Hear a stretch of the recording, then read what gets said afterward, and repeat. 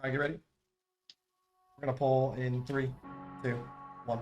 No, it's no mistake. I've released a boss 3 hard mode clear before boss 2 because, frankly, the second boss in this new trial is quite possibly in the top 3 most difficult ESO fights of all time. Now, in week 1 of the cycle, the Legends on Genesis actually got the entire trifecta, but the updates to the raid in week 2 saw some massive buffs to this boss, and at the time of recording, nobody has even cleared the second boss hard mode yet. Quick clarification, we're able to pull boss 3 hard mode without clearing boss 2 because on PTS, you do not have to clear previous boss fights to activate later boss hard modes. This is just for the sake of testing. If there's a difficult boss 2, for example, nobody would be able to see and test boss 3, and then any issues with it couldn't get fixed. So we took a break from our boss 2 prog and pulled boss 3, and I will just say this fight probably needs buff. Boss 1 and 3 in this trial feel very easy, and particularly boss 3 is supposed to be the most challenging fight in a raid according to their model, but the entire fight just feels very insignificant right now. Nothing has a lot of health, even for current live standards. The mini bosses, for example, only have 15 mil, which you can ult dump and nuke in coordinated groups in probably 10 seconds with enough practice. The most intense portion of the fight feels to be when the mini boss is alive, so this lasting for such a short period of time doesn't feel impactful right now, especially when you consider the fact that we figured out how to stack the main and mini bosses without them enraging and being cleavable right at the end of this pull, so phases will be even shorter in the future. It only took this group, which was a complete pug, an hour to clear this hard mode with no prior experience, and I mean, when I say pug, I mean pug. The players in here are good, sure, but we literally solo healed all the way to final because I was looking for a second healer the entire run. So to quickly break down the fight and what's going on, there are a few main boss mechanics that persist throughout the entire fight. The tether is a big one. It spawns on 2 players, and if these players get too close to one another, they will one-shot each other. Likewise, the more players that are in the tether, the more damage the tethered players take. So it needs to be identified quickly, taken out of group, and then separated. This tether is broken by moving the tether through the sword to cut it. The sword spawns on the furthest player away, and the tether kiters could theoretically spawn the sword behind the group and then use it to break their tether. If the tethered players are too close though, the tether glows red and the sword will not cut it, so you have to be far enough away for it to be blue and then it can be broken. The sword itself is very insignificant. The main center AoE can be dodged and seems to mainly stun and throw you back if you're hit. There are conal AoEs that spawn from the sword as well, but they feel very insignificant. The other main boss mechanic is the fire AoEs. They spawn on all but 2 players, not including the tanks, and tick for quite a bit of damage. These need to be soft stacked and simply healed through, but while this is happening, 2 small orbs with a yellow AoE under them spawn on the edges of the room. If these orbs are not picked up, they will blow up and wipe the group, and the only players that can grab them are the ones without these fire AoEs, so the DDs just really need to be aware and react. At 85, 55, and I think 35%, the portal mech spawns. When this happens, a couple of elite ads spawn in the group, but way more importantly, ads with blue orbs spawn in above their heads. These ads need to be killed, and then they will drop a green circle with the synergy prompt Osseian Shield. 1 tank should stay here, and the other 11 players should go to the portal, where you will encounter a channeler and a few other elite ads. I'll be honest, the portal feels very insignificant because, frankly, I have no idea what happens if you fail it or really how to even fail it. We take ramping room damage the same way that we do on second boss, and these players have progged that fight enough to know how to handle that, so it wasn't hard. When we were at 5 stacks, we just call it out, and the tank on the original pad hits one of those green synergies, then the stacks reset. Other than that, we just kill the channelers, and that's about it. I mean, they die very quickly. They only have like 2 mil HP. You get 1 for the first portal, 2 for the second, and 3 for the third. I mean, I don't know. I genuinely have no idea how this portal works, and it never feels good to have the ability to clear a fight without having some semblance of an idea of what's going on. I feel this mechanic needs buffed up a bit. So that's pretty much the fight. It's rinse and repeat from there. After the first portal, you get the low Warden mini boss, and after the second portal, you get Moloch Kina. If the main boss and mini boss are held too close together, they enrage, and if that main boss jumps while enraged, whether it be via roll dodging the heavy attack or holding the bosses too close together, it's simply a group wipe. Oh, and there's also a tank swap, so since you can't roll the heavy, you have to take it, and you get a heal check whenever you take that heavy, and taking back-to-back heavies in a row equals a death.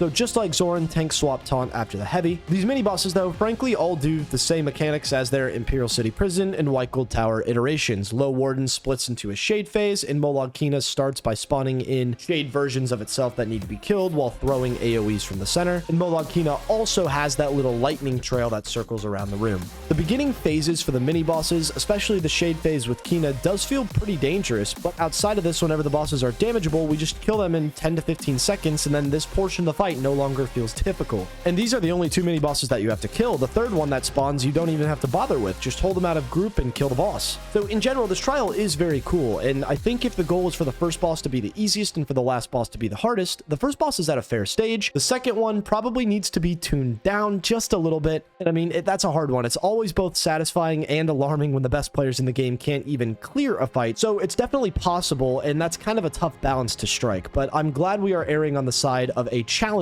fight finally. But this final boss for sure needs some major health buffs and perhaps some more significant changes to make the mechanics feel more impactful. The only mechanic that feels good to me is the flame AoEs plus the yellow orb combo. That requires some coordination. It's a decent heal check. You take a lot of damage and kind of have to play your life. It feels good, but I mean, that's about it. Portal literally does nothing. Tether is brain dead unless you're brain dead, and the mini bosses die far too quick to matter. So it's only week 2, and it did bring some really cool difficulty increases to the raid, and I am very excited to see what week 3 brings next. And I hope that I can give you a second boss hard mode clear soon. So with that, I hope you enjoy the rest of the fight. Villager.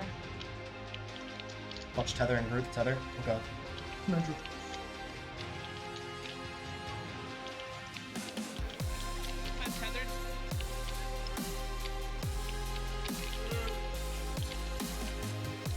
Barrier. Villager, please, and drop your ults again. Swapping tongue. Sned. Let me just get Snedger up right now. I'm holding these between me. Don't be in between me and the mini. Stay in your healing. Snedger, just grab boss when you get up. That's 6 mil. Just go, just go, just go, just go. 6 mil, 6 mil, 6 mil. 4 mil. I'll take my boss. I'm just holding. Hard mode! No! We did it. GG. I did something. Yo, I held those bitches like oaks, man.